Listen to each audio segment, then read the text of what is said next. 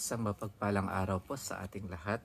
Ngayon ay December 31, 2025, araw ng Miyerkules. Basahin po natin ang ating mabuting balita ayon kay San Juan, chapter 1, verse 1 hanggang 18. Papuri sa iyo, Panginoon. Sa pasimula pa'y naroon na ang salita. Kasama ng Diyos ang salita at ang salita ay Diyos. Kasama na siya ng Diyos sa pasimula pa. Sa pamamagitan niya, nilikha ang lahat ng bagay at walang anumang nalikha ng hindi sa pamamagitan niya. Mula sa kanya ang buhay, at ang buhay ay siyang ilaw ng sangkatauhan. Nagliliwanag sa kadiliman ang ilaw at hindi ito kailanman nagapi ng kadiliman. Sinugo ng Diyos ang isang tao na nagngangalang Juan. Naparito siya upang magpatotoo tungkol sa ilaw at manalig sa ilaw ang lahat dahil sa patotoo niya. Hindi siya ang ilaw, kundi naparito siya upang magpatotoo tungkol sa ilaw. Ang tunay na ilaw na tumatanglaw sa lahat ng tao ay dumarating sa sanlibutan. Nasa sanlibutan ang salita. Nilikha ang sanlibutan sa pamamagitan niya, ngunit hindi siya nakilala ng sanlibutan. Naparito siya sa kanyang bayan, ngunit hindi siya tinanggap ng kanyang mga kababayan. Ngunit ang lahat ng tumanggap at nanalig sa kanya ay pinagkalooban niya ng karapatang maging anak ng Diyos. Sila nga'y naging anak ng Diyos, hindi dahil sa isinilang sila ayon sa kalikasan, ni sa pita ng laman o sa kagagawan ng tao. Ang pagiging anak nila ay buhat sa Diyos.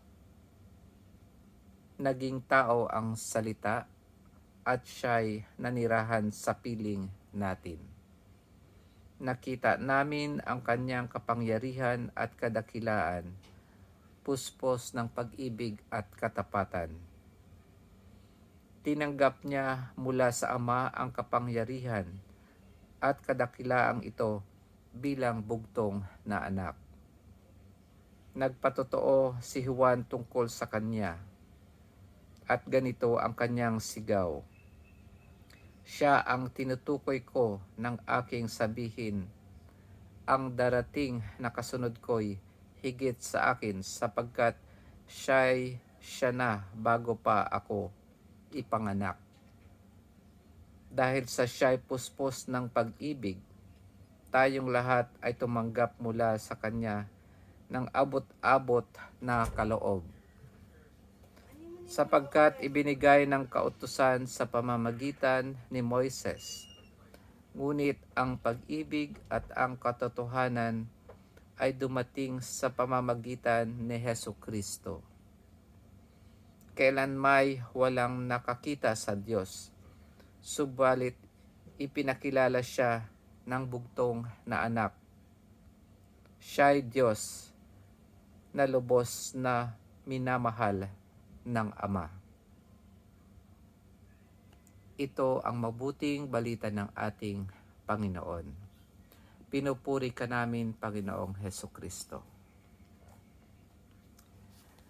So tamang-tama po ang ating mabuting balita sa ngayon. Malapit ng magbagong taon, December 31.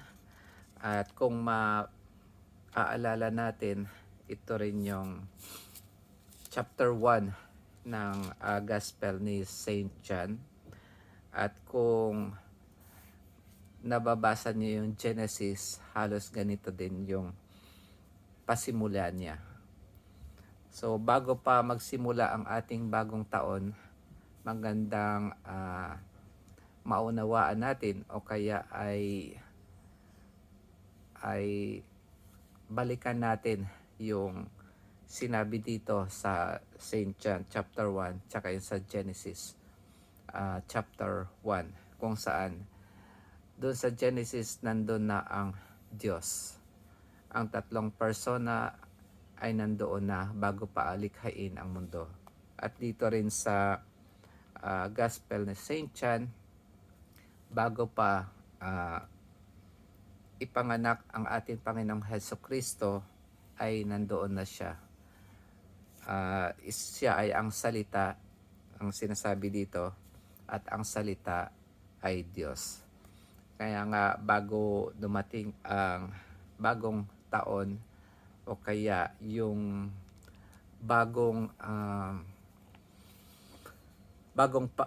dumating ang ating Panginoon sa mundo upang ipanganak o kaya ay makonceive ng ating mahal na ina, ay magandang pagnilayan natin ito. At napakaganda na malaman kung sino talaga ang ating Panginoong Jesus. So, yun lamang po mga kapatid. Yung karamihan nito ay naibahagi ko na tungkol dito sa mabuting balita doon sa mga previous na videos ko. So, magkita-kita po tayo bukas ng bagong taon. Happy New Year sa ating lahat. Amen.